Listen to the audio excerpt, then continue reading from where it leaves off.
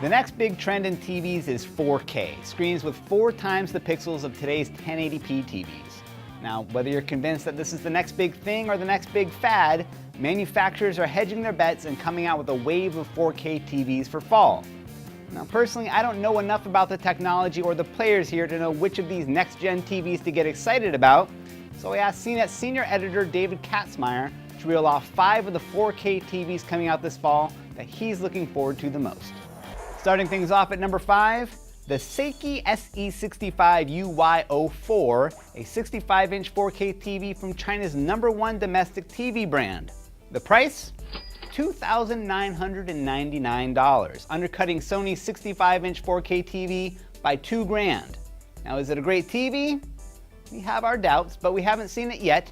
It's also not the cheapest 4K TV out there. That same company makes a 39-inch 4K TV for $699, but to really see the effects of 4K, that larger screen size is critical. So a 65-incher at $3,000 is a sweet spot we'd like to see the other guys try to match. At number 4, the Panasonic TC-L65WT600.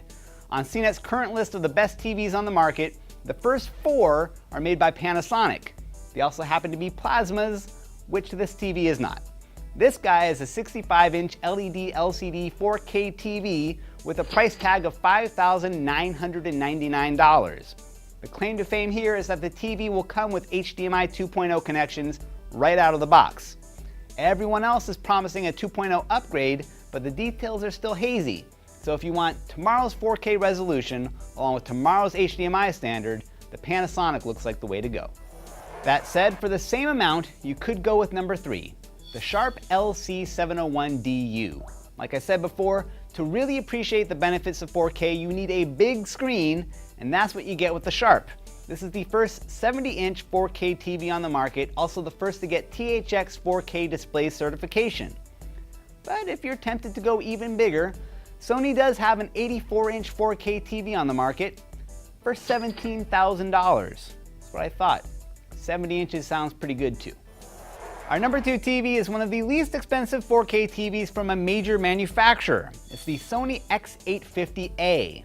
The 55-inch version is priced at $3,500, and here's a TV you might actually buy. On paper, it looks a lot like the Sony W900 series, which we already love, only upgraded to 4K.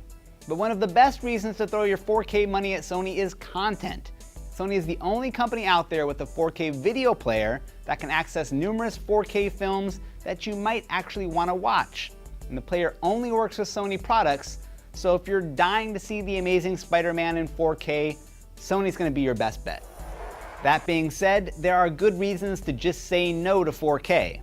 Aside from the minuscule amount of available content and the hefty price, most people just aren't going to see the difference until you get to that 70, 80-inch screen size, which are totally impractical for most people.